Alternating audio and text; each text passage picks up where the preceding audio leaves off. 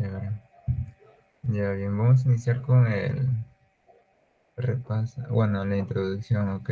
Estos son más o menos los módulos, por decirlo de alguna manera, que se van a ver en el curso de ANA 2. Entiendo que lo van a ver con Morán, ¿verdad?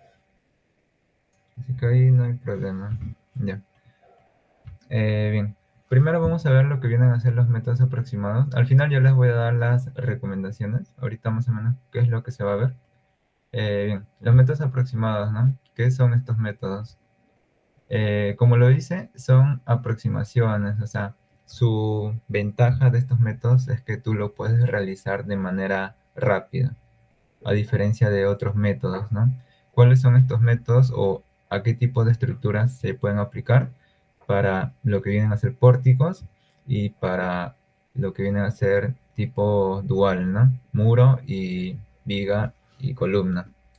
Ahora, estos básicamente son el método de portal, voladizo y mutuo, que por decirlo de alguna manera más complejo es mutuo porque es más laborioso, ya tiende a usar más propiedades, porque como son métodos aproximados, se entiende que hay una especie de idealizaciones, ¿no? Se hacen simplificaciones para poder hacer este cálculo de manera rápida. Y también se tienen que cumplir ciertas condiciones. Por ello, acá dicen, ¿no? Situaciones especiales. Y justamente es por lo mismo que se hacen ciertas simplificaciones, porque si es que no se cumplen estas situaciones especiales, no tendrían validez los criterios que se están usando para poder aplicar estos métodos, ¿no? Por ejemplo, vamos a ver que portal, el método de portal, se usa para tipo edificaciones tipo achatadas y el método de voladizo es para edificaciones que ya tienen más altura, de 10 a más pisos. Y justamente se llama voladizo porque se va a suponer como que fuera una viga en voladizo, ¿no? Que está empotrada en la base. Y cuando viene un sismo, por ejemplo, de esta manera, vamos a decir, está empotrado acá en toda la base y toda la parte superior va a ser otro bloque. Que cuando va a venir la carga acá, todo se va a deformar en conjunto, ¿no? Todo se va a deformar, digamos, de esta manera. Para acá, como una especie, justamente como una viga voladiza. Entonces, esos vienen a ser los dos métodos que son más sencillos. Y luego viene ya el método de Muto y el método de Osawa. El método de Osawa es el único que se aplica para este caso de placas, vigas y columnas. Mientras que Muto, voladizo y portal ya se puede aplicar a lo que son pórticos. Porque son, entre comillas, más sencillos, ¿no? En cambio, Osawa ya es más complejo. Ahora, otra ventaja de estos métodos es que lo puedes usar para predimensionamiento o cuando tú ya has hallado las fuerzas, quieres hacer una verificación de manera rápida de tus resultados, porque muchas veces, por ejemplo, cuando se usa TAPS, se pueden introducir valores erróneos, entonces para ello nos sirve este tipo de métodos. Ya. Ahora, ¿en qué se basan? Básicamente Voladizo y Portal, que son los que ustedes van a ver junto a Muto. Son los tres ejercicios que van a ver en su PC, en su examen. En cambio, Osawa no lo van a ver, ya lo van a ver en el último módulo, que viene a ser el análisis translacional y torsional. Ya, en este caso lo que se va a usar vienen a ser los puntos de inflexión. Ustedes recordarán que son los puntos de inflexión, ¿no? Básicamente, por ejemplo, si nosotros tenemos una barra, una columna, y decimos ya nuestro punto de inflexión está acá, ¿qué es lo que significa? Significa que en ese punto va a haber, por ejemplo, un momento cero. O sea, el diagrama sería más o menos de esta manera. Así, teniendo un momento en la parte superior, un momento en la parte inferior, y en ese punto el punto de inflexión va a ser simplemente que el momento va a ser igual a cero. Y estos dos métodos se basan justamente en ello, en hallar ese punto de inflexión usando estas fórmulas de aquí. los últimos tres pisos tienen esta característica, 0.35 veces la altura, va a ser la altura de entrepiso de todo el nivel. Lo mismo para el siguiente, ¿no? El penúltimo y antepenúltimo. Y los que son intermedios van a ser 0.5, o sea, la mitad. El primer piso siempre está esta consideración. De esa manera ya se hallan los puntos de inflexión y ya puedes empezar a calcular todo lo demás. Pero eso sí, tienen que tener en cuenta, bueno, tienen que tener bien claro ello, ¿no? Que el punto de inflexión es de donde se va a partir básicamente en esos métodos. Y bueno, por último, acá en este tipo de métodos aproximados, es que Muto da, digamos, resultados más reales, ya que se usan más propiedades reales, como viene a ser módulo de elasticidad, lo que viene a ser la inercia, la rigidez, incluso el área o sección de los elementos, cosa que en Portal, en edificios achatados, no se usa. En voladizo sí usas el área, pero solo para hallar el centroide. Después de eso, ya no lo vuelves a usar. En cambio, en Muto sí se usa. ¿Ya? Y hay algo más también que para su PC, por ejemplo, o incluso en examen parcial, el profe les puede preguntar, el método de voladizo lo puedes aplicar para estas condiciones. Por ejemplo, vamos acá, supongamos que tenemos esta parte de acá. Ok, vamos a hacer acá. Ya. Y digamos, ¿no? Que acá tú vas a tener que estar empotrado en esta parte también, pero en esta parte de acá vamos a decir que existe una, una rótula, entonces, o un apoyo simple. El profe te puede poner acá, se puede aplicar el método de voladizo independientemente de los pisos. En este caso, no se podrá aplicar el método de voladizo, ¿ok? Ellos sí tenganlo en cuenta. Ay, perdón. A ese caso les pregunte para la parte práctica, ¿no? O bueno, parte teórica. No se puede aplicar el método de voladizo para este tipo de configuraciones, pero si tienes Muto sí lo puedes aplicar, porque Muto sí considera ello. Una de las consideraciones para lo que viene a ser voladizo es que la base tiene que estar netamente empotrada. Ya.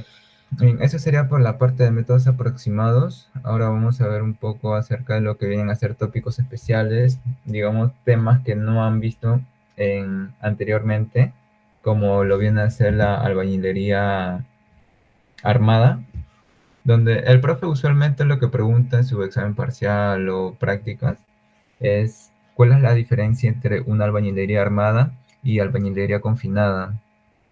Y las diferencias son dos principalmente, ¿no? Esta configuración de albañilería armada tiene más de utilidad por el mismo hecho de que tiene mayor cuantía de acero. Como se ve, son ladrillos tubulares, bueno, ladrillos que tienen eh, alvéolos. Se ve que es amplio, ¿no? Tiene un gran área. Ellos ya se rellena con grout y luego se coloca el acero, a diferencia de la albañilería confinada, que se usan columnas de confinamiento.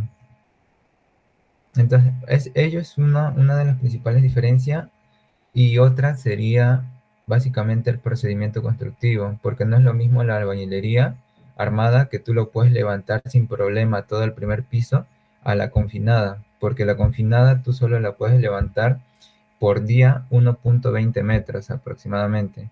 Y ello tiene una explicación, ¿no? Acá se puede ver el, el mortero. Todo esto viene a ser el mortero. Ese mortero, según la norma, tiene dimensiones, o el espesor tiene dimensiones como máximo y como mínimo. El mínimo viene a ser 1 centímetro y el máximo 1.5. Si es que tiene más, tiene menos, puede afectar en gran medida, ¿no?, el comportamiento de la albañilería confinada.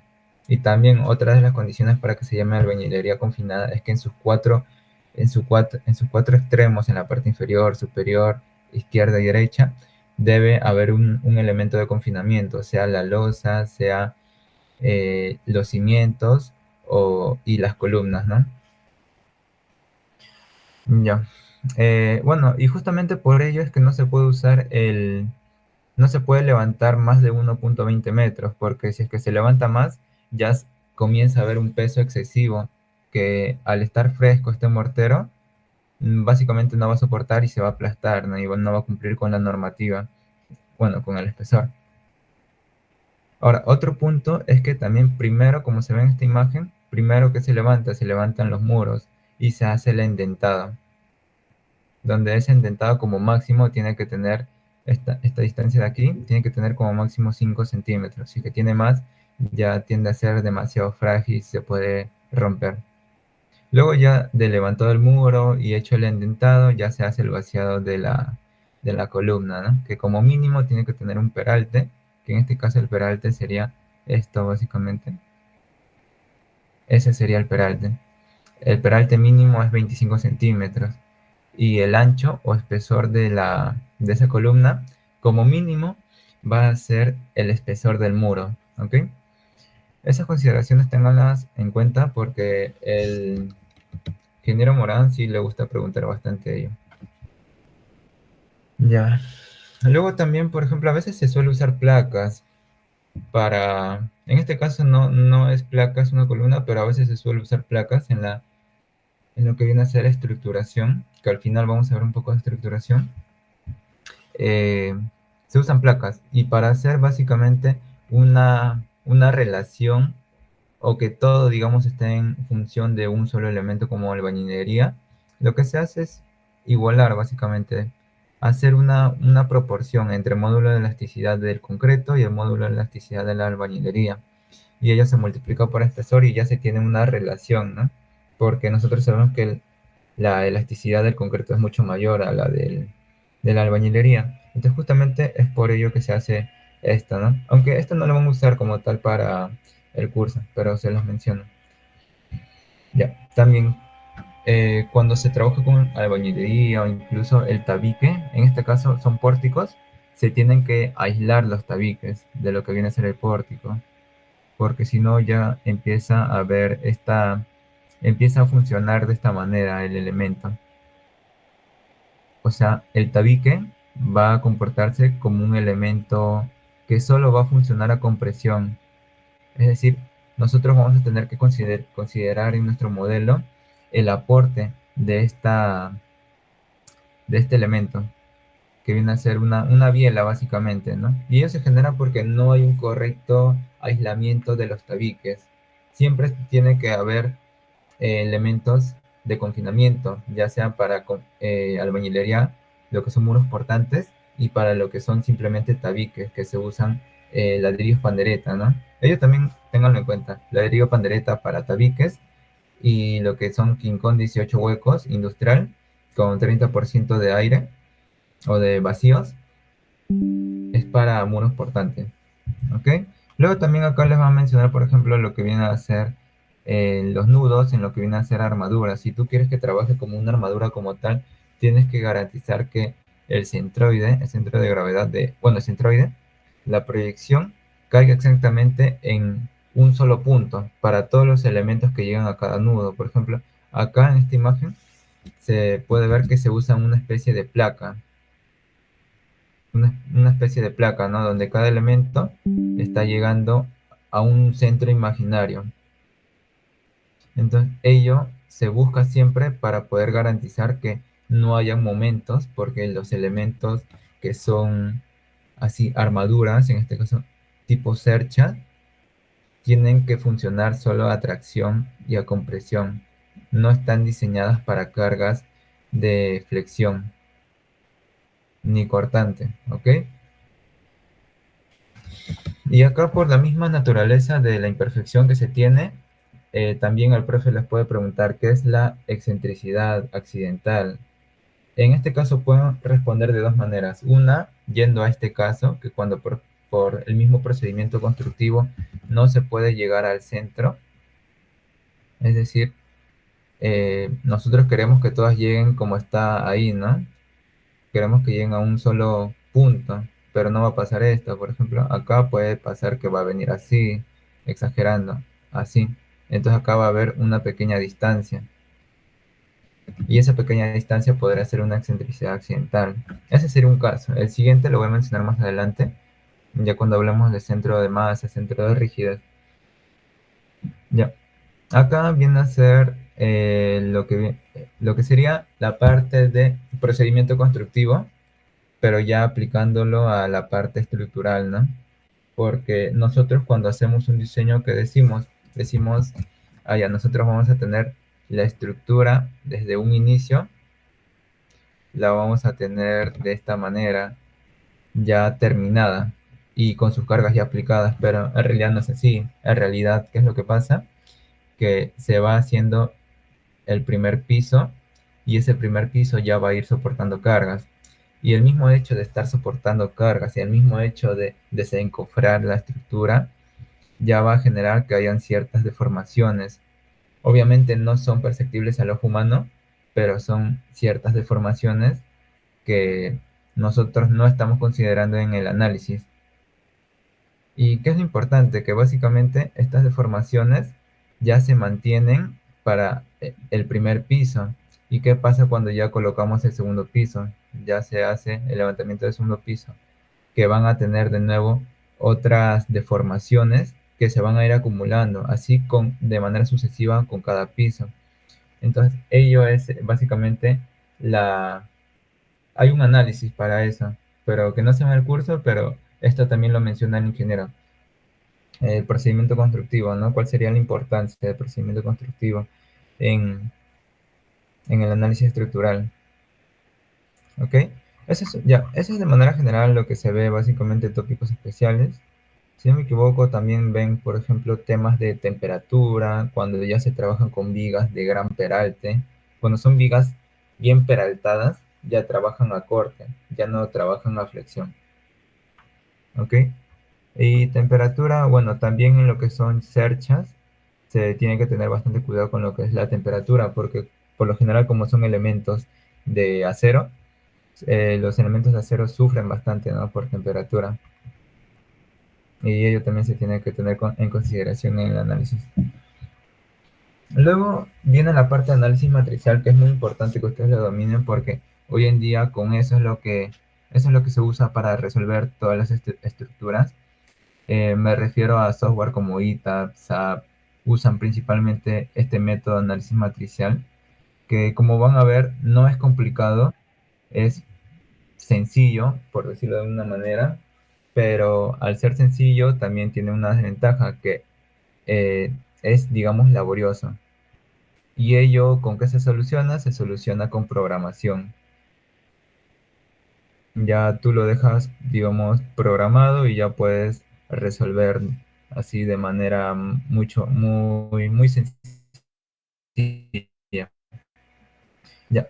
Para entrar a lo que es análisis matricial, no te tienes que rayar tampoco en saber qué es, digamos, tanto las matrices, no tienes que saber tanto lo que viene a ser transpuesta, inversa, o lo que viene a ser suma,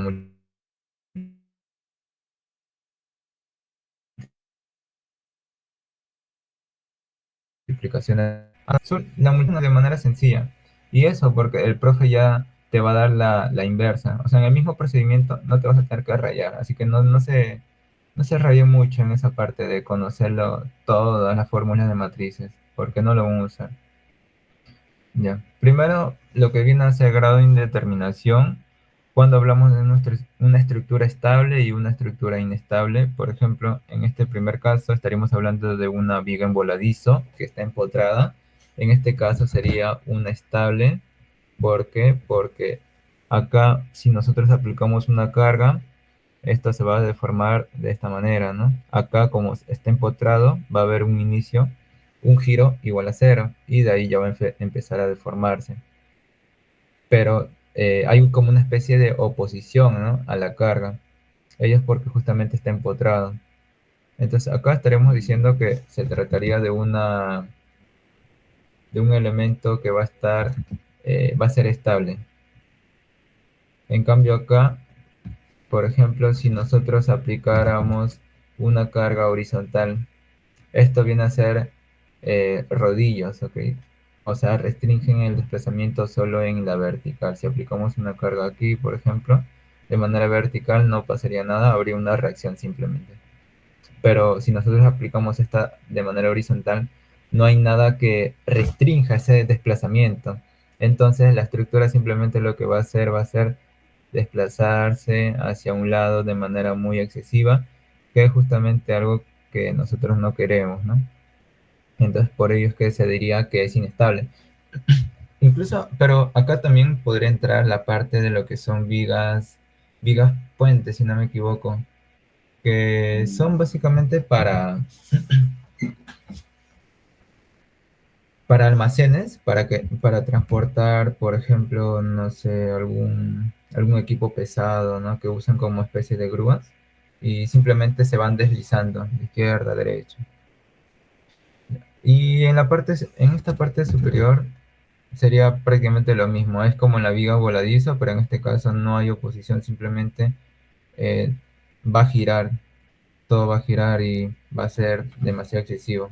Obviamente también depende de la carga, pero al no haber un empotramiento, una resistencia, va a ser excesivo. Y también por ello es que estaremos diciendo que es inestable, ¿no? Ya. Dentro de estas estructuras estables se dividen en dos, las isostáticas e hiperestáticas.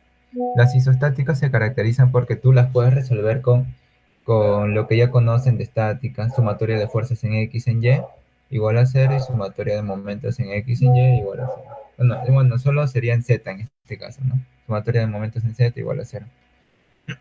Con esas tres ecuaciones tú ya puedes resolver tu sistema de ecuación.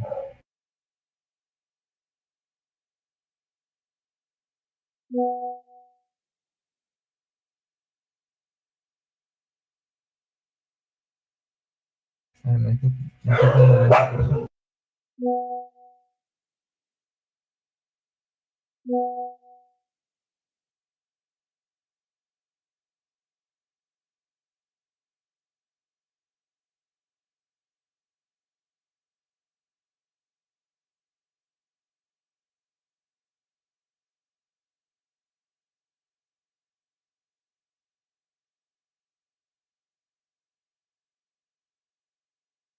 Sorry, chicos. Ya. Bueno, eso sería básicamente con respecto a las isostáticas y las hiperestáticas. Ya se usan los métodos que ustedes conocen como método de energía, Castigliano, Cross, flexibilidad, método de la fuerza, ¿no? ¿Por qué? Porque eso ya se basan en lo que son superposición, compatibilización de formaciones y otras propiedades como tal, ¿no? O sea, no, las hiperestáticas se requieren mucho más que las ecuaciones de equilibrio para resolver el sistema.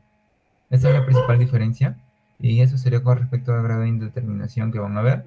Luego van a conocer también, o ya lo conocieron si no me equivoco en ANA 1, lo que son los grados de libertad.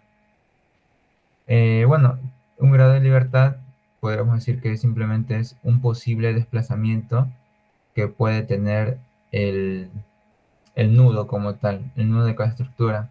En este caso, la diferencia en cada uno de estos tres tipos de estructura, sea una viga, pórtico o una armadura, va a ser que las armaduras, como ya se los comenté, solo trabajan a tracción y a compresión. Por ello es que solo van a tener 2 grados de libertad, que serían básicamente estos de aquí. Serían en X y en Y. Eso, pero eso sería para cada nodo. Acá sería en X y acá sería en Y. Acá sería en X, en Y. Acá sería en X, en X, en Y, en X, en Y. Entonces, eso sería para cada nudo y eso sería para cada nudo de la estructura.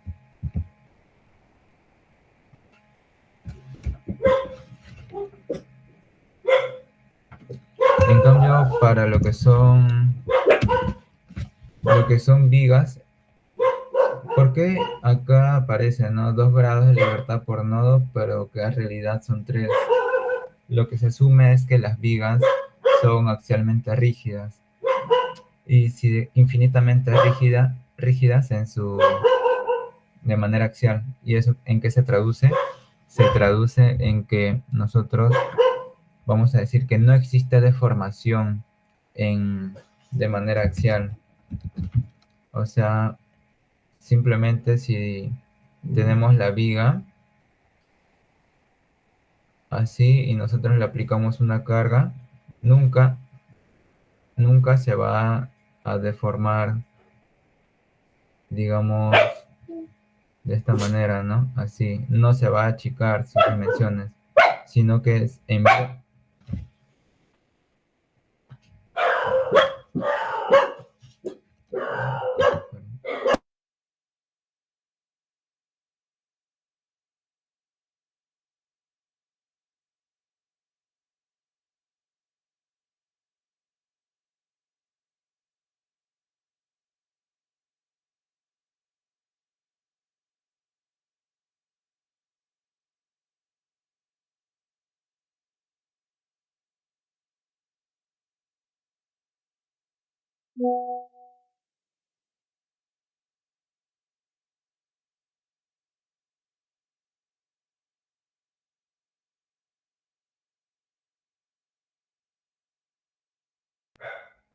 Ya, bueno, lo que les estaba comentando, ¿no? Que básicamente son axialmente rígidas.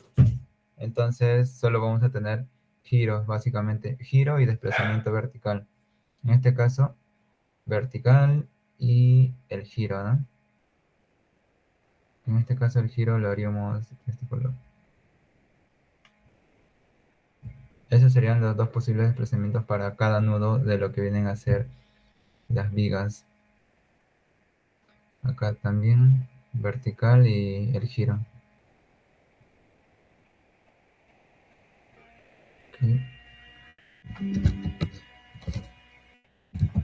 Ya, y para lo que son pórticos ya serían 3 grados de libertad, porque esos trabajan a axial, trabajan a cortante, trabajan a flexión. O sea, básicamente sería ya considerando todo. Como son empotrados, sería en X, en y su giro, ¿no? Lo mismo para acá. X, Y, bueno, Y, X, X, Y. Y en la parte superior, si se habrán dado cuenta, lo estoy haciendo de un color diferente. Ciertos nodos los estoy haciendo celestes y ciertos nodos los estoy haciendo rojos. O incluso en el mismo nodo, en algunos los estoy colocando rojo y celeste. Y eso se debe principalmente a un concepto que, para entenderlo de manera más fácil, serían ya una clasificación de los grados de libertad, donde sería grados de libertad libres y grados de libertad restringidos. La diferencia sería que en estos grados de libertad restringidos, nosotros qué podemos decir acerca del desplazamiento que van a tener. Podríamos decir, por ejemplo, que el giro que va a tener va a ser cero, el desplazamiento en X que va a tener va a ser cero. Lo mismo para cada uno de estos nudos que van a estar en la base. ¿Por qué? Por el mismo hecho de que está empotrado. En cambio, en esta parte superior, no, en esa parte superior sí se puede desplazar hacia X, sí se puede desplazar de manera vertical, sí puede rotar. Entonces, por ello es básicamente que se está colocando cada nudo de un color, bueno, cada grado de libertad de un color diferente, ¿no? Acá, por ejemplo, en esta viga se ha colocado en el rodillo el giro, porque en el giro no se está restringiendo. Se ha colocado que es grados de libertad libre, ¿no? En cambio, en el empotramiento son restringidos. Bueno, eso sería básicamente con respecto a esto de grados de libertad. Y luego lo que vienen ya son básicamente las mismas ecuaciones. A ver, un momento, para que puedan ver más o menos cómo va. Bien, y así se puede ver. Por ejemplo, ¿en qué se basa, no? Se basa en que tú vas a tener tu matriz de rigidez local y esta matriz de rigidez local, que va a ser esta, al final vas a hallar una matriz de rigidez local para, bueno, global, pero de cada elemento, elemento uno, elemento 2, elemento 3, y luego tú vas a hallar una matriz de rigidez global. Ya va a ser una matriz de rigidez que va a representar a toda la estructura, porque esta matriz de acá solo representa el elemento 3 y una matriz de rigidez lo que representa es la influencia que tiene un nodo frente a otro nodo. Por decirlo de una manera, ¿no? ¿Qué pasa si nosotros aplicamos una fuerza en el nodo 4? ¿Qué influencia tiene con respecto al nodo 3? Tiene una influencia de 3,75 por 10 a la 5 kilonewton sobre metro. Eso es lo que se podría decir, o sea, se ve básicamente acá las influencias que se tienen de un grado de libertad con respecto a otro grado de libertad. Y estos grados de libertad no son colocados al azar, sino que son colocados según estos números que se ven, ¿no? Por ejemplo, acá se tiene el número uno, el número 2, número 3, número 4. Entonces, en base a ello es que se van colocando estos grados de libertad. Por ejemplo, para el elemento uno sería acá está sería este de acá. Ese sería el elemento uno y va de dónde a dónde? Va del nodo 4 al nodo uno. Este es el nodo 4, nodo uno. Entonces, sería 8, grado de libertad 8 y 7, grado de libertad 8 y 7 y grado de libertad 2 y uno. 2 y uno. Así se forma la matriz de rigidez local para, bueno, matriz de rigidez global, pero del elemento para cada elemento y luego ya se ensambla, se hace un ensamblaje. Por ejemplo, grado de libertad 1, 1, se tiene este de acá, 7,071 y luego 1, 1, acá 0, acá 1, 1, 2,165, sería aprox 9,2 por ahí. Ajá, acá está. Sería 1, 1, bueno, 1, 1, 9 puntos. Así se forma la matriz de rigidez global. Y luego ya se va allá en lo que vienen a ser las cargas que se tienen en cada nodo. También se hallan los vectores de desplazamiento. Simplemente vienen a ser desplazamientos y fuerzas que se tienen en cada nodo, en cada grado de libertad. Luego se aplica lo que vienen a ser la matriz de rigidez, la ecuación fundamental, que viene a ser esta. El vector fuerza es igual a la matriz de rigidez multiplicada por los desplazamientos. Y de esta manera ya se hallan las fuerzas. Siempre van a aplicar esto. ¿Y por qué les digo que no es necesario que conozcan lo que viene a ser matrices como tal? Porque al final ustedes pueden hacer ese reemplazo de esta ecuación. Acá está la inversa, ¿no? Pero no es necesario que haya en la inversa porque el profe por lo general se los da. Y si no se los da, ustedes tienen que pedírselos porque nosotros no usamos calculadoras que resuelven matrices de 6 por 6, 7 por 7, ¿no? Entonces ahí el delegado que es Daniela, bueno, la delegada, Daniela, ahí tiene que chambear. Le exigen. Cualquier cosa se quejan con ella.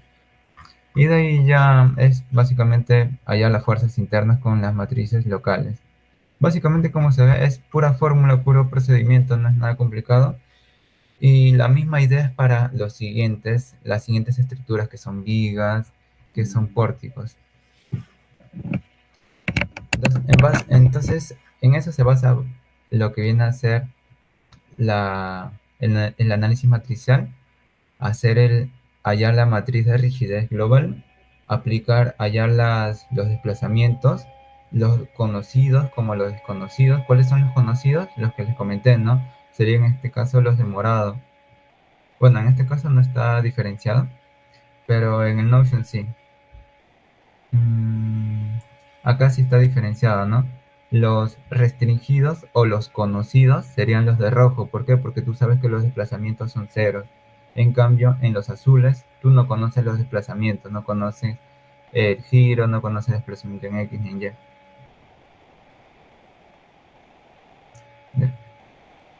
Y luego hayas tu vector fuerzas. Con lo mismo aplicas tu ecuación y ya resuelves, ¿no? Eso, bien, eso sería por análisis matricial.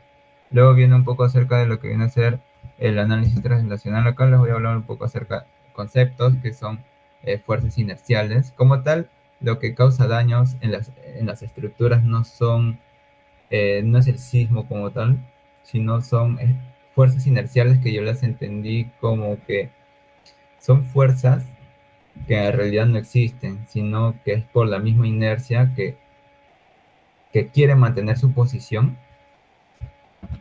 A ver, sería como que toda esta es la estructura.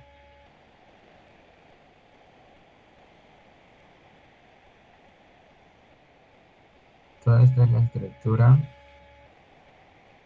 ¿Y qué pasa si viene un sismo? El sismo no viene para parte izquierda, viene para la parte derecha.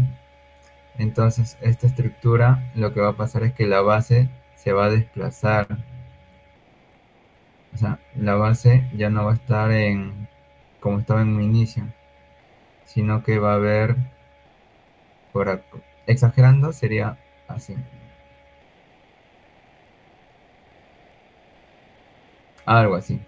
Pero ¿qué pasa? Que como la estructura quiere mantenerse con todo el cuerpo porque es rígido, también va a, de cierta manera, moverse, ¿no? Moverse para acá. En este caso sería una fuerza hacia acá y la estructura sería fuerza hacia la izquierda.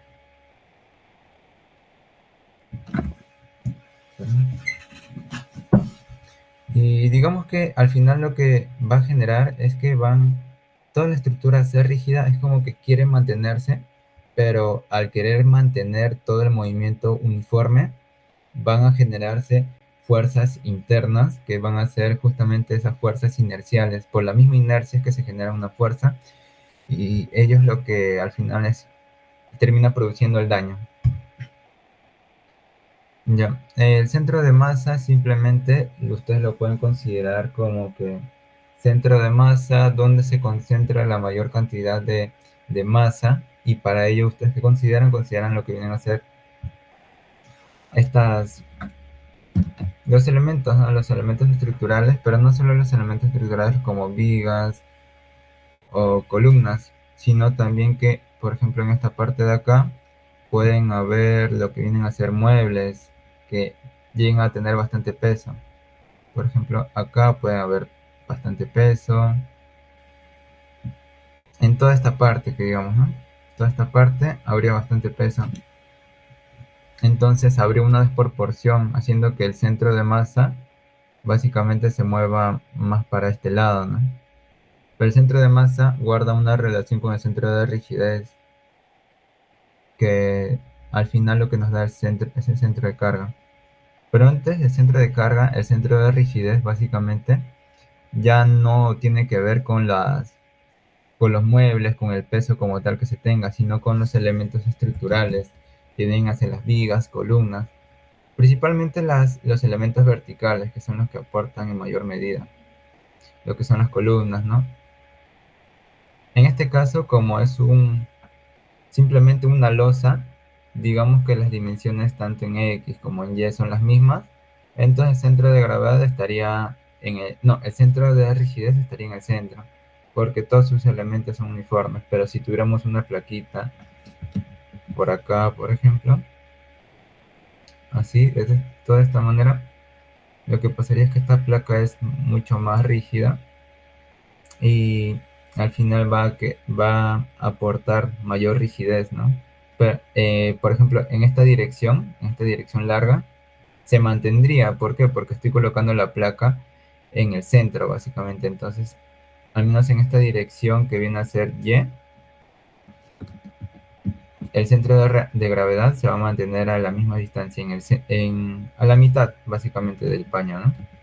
Pero si ya vamos en la otra dirección, en la dirección X, Acá ya tenemos tres elementos verticales. Tenemos una placa también. En cambio, en el otro extremo solo tenemos dos. Ello va a generar que el centro de rigidez se mueva un poco más hacia este lado derecho.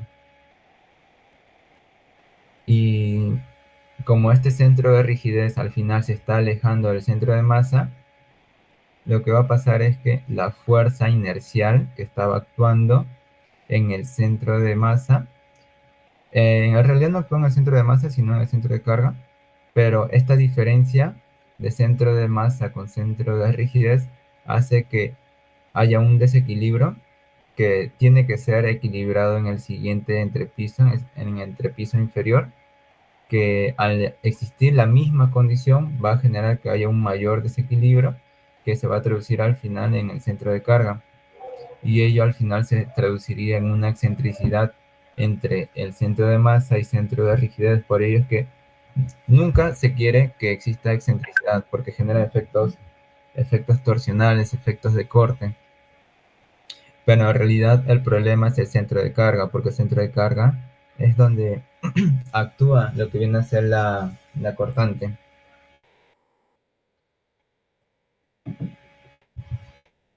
Bien, entonces si les pide, por ejemplo, el centro de carga, es básicamente donde actúan las fuerzas inerciales.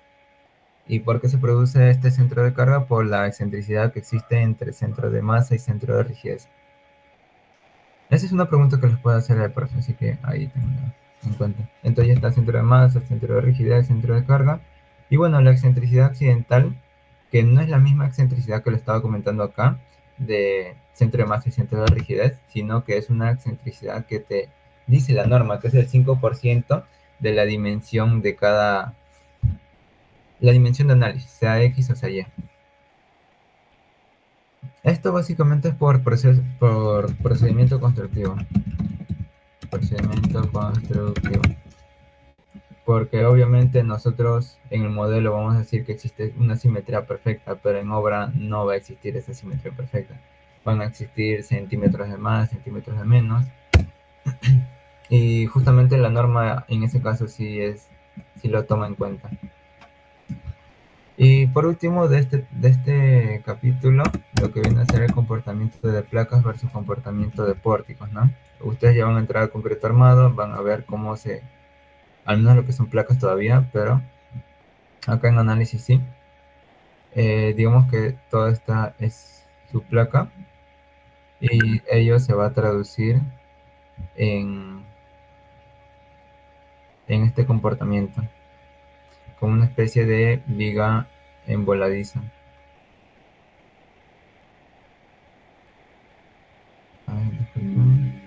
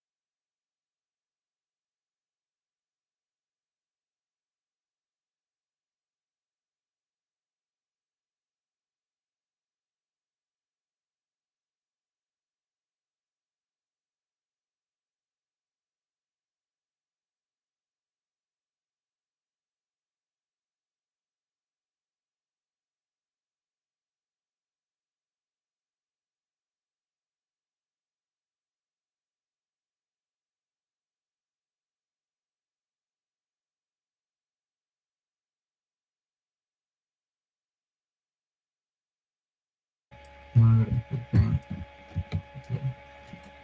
Ya, estaba acá. Lo que viene a ser pórticos, por ejemplo, va a ser este comportamiento. Va a ser así cuando en un inicio era de esta manera, ¿no? En cambio, en lo que viene a ser Las placas vienen a ser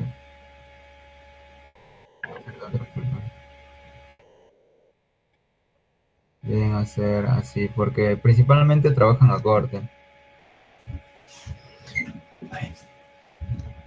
Mm, O sea, al final el comportamiento de placas y pórticos se complementan. ¿Por qué? Porque las placas son más rígidas y funcionan a cortante, en cambio los pórticos son más flexibles, entonces como que hay una especie de equilibrio, donde una es más dúctil, una es más rígida y digamos de una manera que se complementan.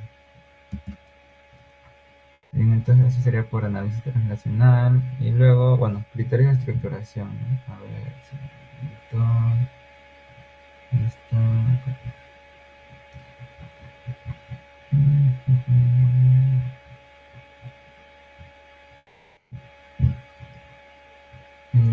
acá el profe, bueno, más que todo les va a dar recomendaciones sobre, por ejemplo, las dimensiones que ustedes van a tener que colocar en cada elemento y por qué van a colocar ciertas dimensiones. Por ejemplo, para lo que son vigas, usualmente vigas peraltadas, lo que usualmente se acaba colocando es la longitud, la luz libre, la luz entre columna, columna y placa, dividida entre 10 o entre 12. Eso es lo que se hace usualmente para vigas. Y por ejemplo, para lo que viene a ser L entre 12. Y para lo que son losas, por ejemplo, cuando usamos losas macizas, las losas macizas principalmente en, cuando se tiene bastantes ductos, también cuando se ubican baños o cocinas incluso. ¿Y esto por qué? Por las instalaciones, básicamente. Como se tienen instalaciones, si se coloca una losa aligerada, se estaría atravesando las viguetas y se estaría reduciendo bastante la resistencia. Entonces, para evitar eso, se colocan losas macizas que de alguna manera estarían sobredimensionando, ¿no? Que al final se estaría eh, igualando por los daños que estarían teniendo por las mismas instalaciones. Luego, ¿qué más? En los voladizos, por ejemplo, también se tienen que colocar vigas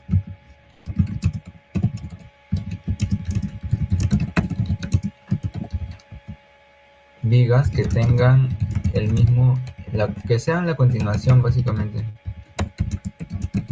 la continuación de la viga, de las vigas que llegan ahí.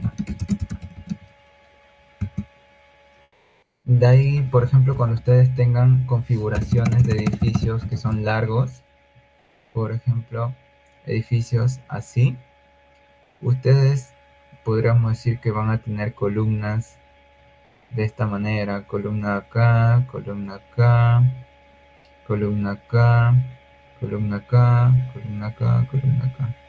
Bueno, ahí estoy exagerando, ¿sí? Pero van a tener, la idea es que se den cuenta de que tienen muchas más columnas en una dirección que en otra.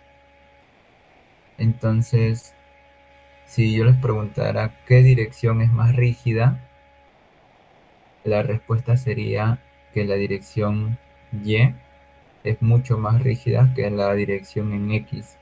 Y ello justamente por la cantidad de elementos verticales que se tienen. Entonces, para evitar ello, ¿qué se podría hacer? Lo que se podría hacer es, en vez de colocar esta columna, colocar una plaquita acá, otra plaquita acá, una plaquita acá, una plaquita acá.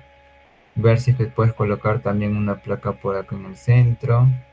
¿Y por qué les digo por acá en el centro? Porque si es que tú la colocas, por ejemplo, si la arquitectura, digamos, se presta para que tú coloques todas tus placas acá abajo, ¿qué va a pasar? Que al final el centro de rigidez, como les había comentado hace un momento, se va a ir a esta parte inferior. Y ello es algo que no queremos por los mismos efectos que les dije, ¿no? Al final el centro de carga se acaba desplazando y acaban existiendo efectos torsionales. Entonces, Por ello es que siempre cuando se colocan estos elementos estructurales, lo que se usan vienen a ser, se busca la simetría, lo que vienen a ser también una que sea sencilla, que sea dúctil. Esos son algunos de los criterios que se usan. Otro básicamente es que exista continuidad en la estructura.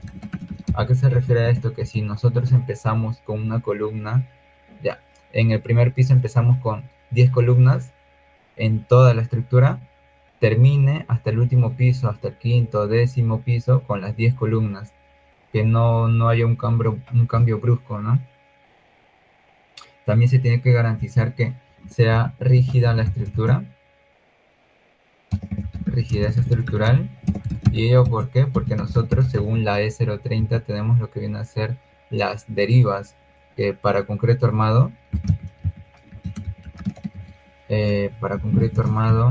sería 0.007. Para lo que viene a ser, por ejemplo, albañilería, sería lo mismo, pero ya 0.005. Y para madera y acero viene a ser 0.01.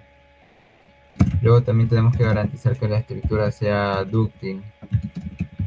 Y ustedes sabrán que entre la rigidez y la ductilidad básicamente son opuestos, ¿no? Lo que se busca es que exista una confluencia o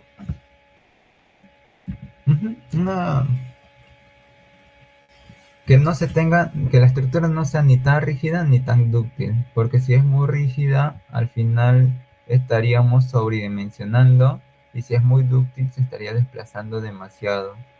Si es demasiado rígida, también seguro principalmente va a trabajar a cortante.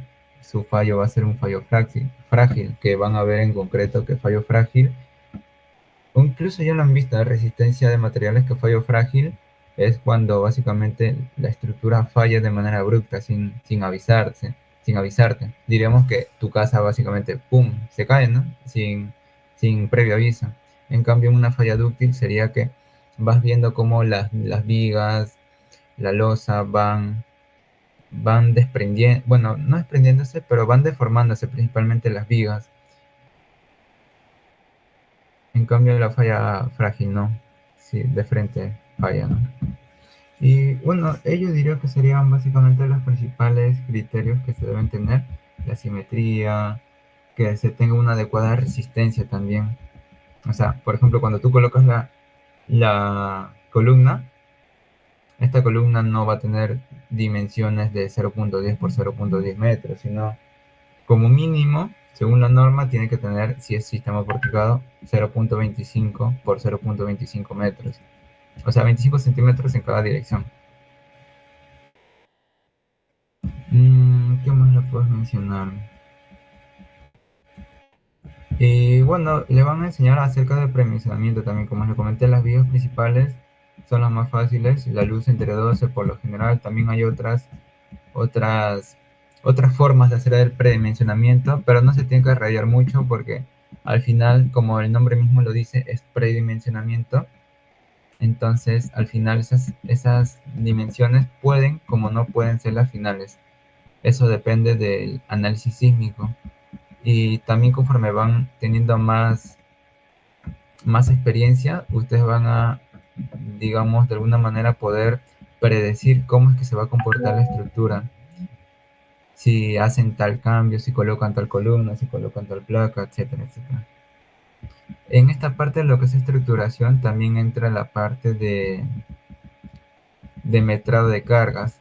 El metrado de cargas ya han visto en su anterior curso que viene a ser la E020, ¿no? Y depende del uso que se tenga para la estructura, si es un almacén, si es una oficina, si es un baño.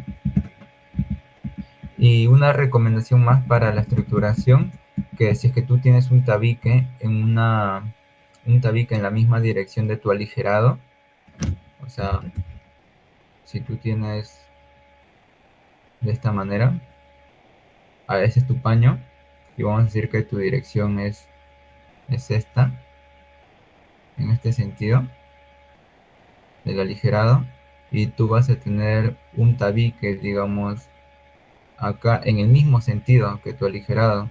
Tu vigueta no va a soportar en eso, entonces en ese caso tienes dos opciones: volverlo o toda maciza, que no sería lo recomendable y no sería económicamente factible, o colocar simplemente acá una viga chata, ¿no?